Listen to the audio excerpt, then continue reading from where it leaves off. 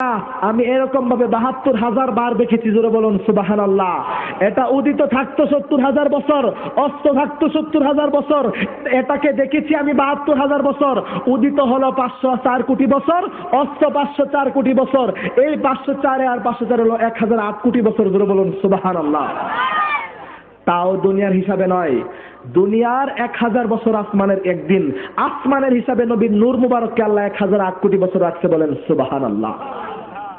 তো এই ১,০০৮ কোটি বছরের মধ্যে ৫০৪ কোটি হলো জাহের, ৫০৪ কোটি হলো বাতেন। ৫০৪ কোটি বছর জিব্রাইল দেখলো, ৫০৪ কোটি বছর জিব্রাইল দেখে না, জোরে বলুন সুবহানাল্লাহ। এবার আল্লাহ নবী বলে, জিব্রাইল তুমি এই তারকা এতদিন দেখেছো, এখন কি দেখো? জিব্রাইল আলাইহিস সালাম বলে, ইয়া রাসূলুল্লাহ, ইয়া হাবিবাল্লাহ নবী গো, আগে দেখতাম এখন আর দেখি না। আল্লাহর হাবিব ডাক দিয়ে বলে, ইয়া জিব্রাইল ওয়া ইজ্জাতু রাব্বি আনা যালিকাল কাওকাব, জিব্রাইল আমার আল্লাহর কসম আমি মুস্তাফা সেই তারকা। তো এই তারকার সুরতে নবীকে রাখলেন ১,০০৮ কোটি বছর, বলেন সুবহানাল্লাহ। এরপরে রাসূল কি করছে জানা দরকার আছে কিনা? কিতাব সাক্ষী দেয়। এরপরে আল্লাহ রাব্বুল আলামিন নবীজির নূর মুবারককে ১২টি নূরের পর্দা অতিক্রম করেছেন, বলেন সুবহানাল্লাহ। ১ নম্বর নূরের পর্দার নাম হলো হিজাবুল ইরাদা।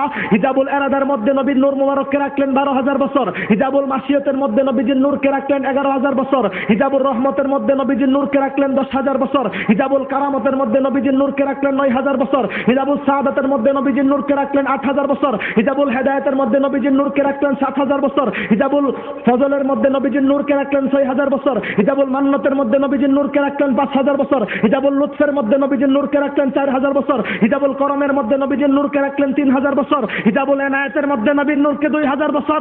হিজাবুল কাফায়াতের মধ্যে আল্লাহ রাব্বুল আলামিন কামলেওয়ালার নূরকে রাখলেন ১,০০০ বছর। এইরকম ভাবে ১২টি নূরের পর্দা আসমানি হিসাবে ৭৮,০০০ বছর লাগে অতিক্রম করেছেন। আমাদেরকে অতিক্রম করাইছে? আপনি আমি পৃথিবীতে আসছি, আমাদেরকে অতিক্রম করাইছেন আল্লাহ? নবী আমরার মতো?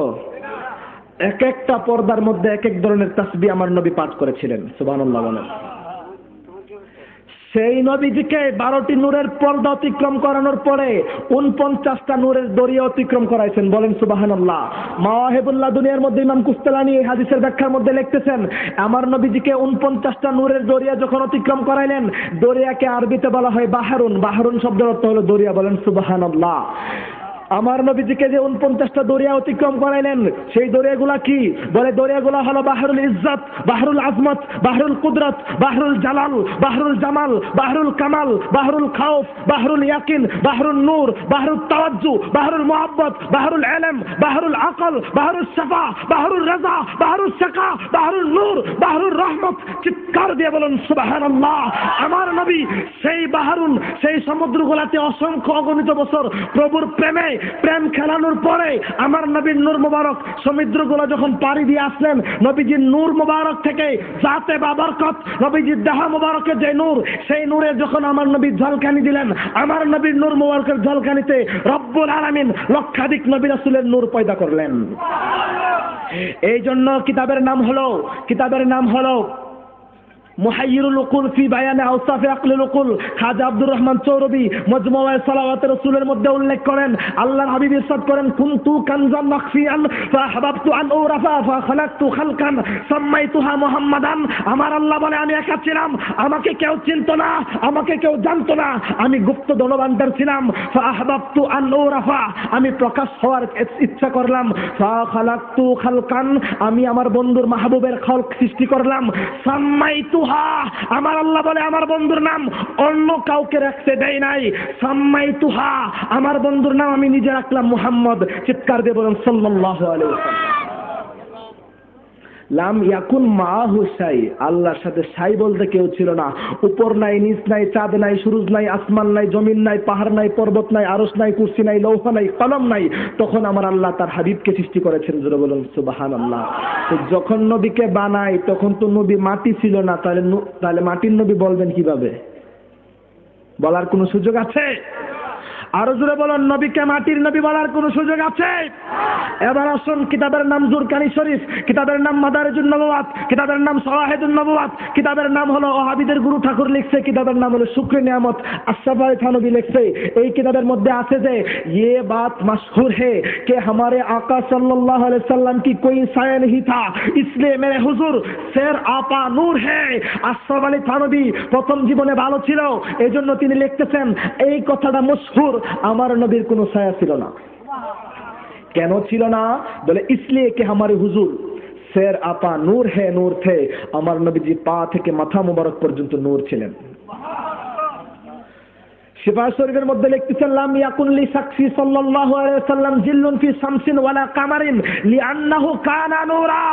এরকম ভাবে জুরকানি শরীফের মধ্যে লিখতেছেন লাম ইয়াকুন লাহু জিল্লুন ফি শামসিন ওয়ালা কামারিন লিআন্নাহু কানা নূরা। আমার নবীজির চাঁদ সূর্যের আলোতে কোনো ছায়া ছিল না, এইজন্য আমার নবী ছিলেন নূরের। জোরে বলুন সুবহানাল্লাহ।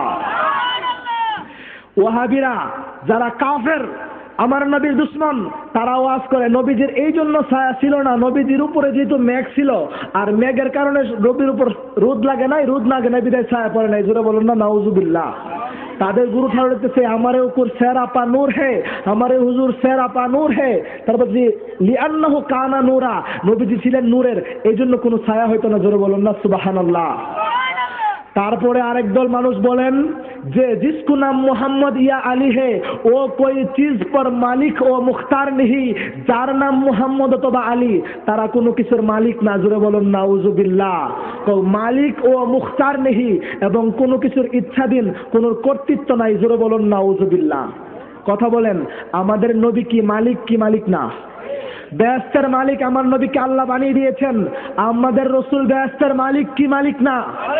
নবীকে আল্লাহ বেহেশতের মালিক বানিয়ে দিয়েছেন। কারো কোনো সন্দেহ আছে? এই বাড়ি কার? ওয়াহেদ আলী সাহেবের বাড়িতে মাহফিল। কথা বলেন ঠিক কিনা?